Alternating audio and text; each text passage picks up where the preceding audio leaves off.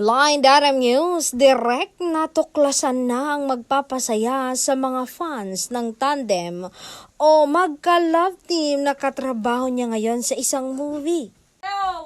Grabe, ang katrabaho niya pala ngayon ay mag-asawa na ngayon at inililihim raw nila ito dahil hindi pa pwede dahil pala sa kanilang career at utos rin daw ng kanilang management. Ito palang sinasabi ng pinakamatinik na marites sa showbiz industry sa lahat na totoong ikinasal na pala ang magka-love team. Sikat na love team na ito. Nagkatotoo ang minamanifest ng kanilang mga fans.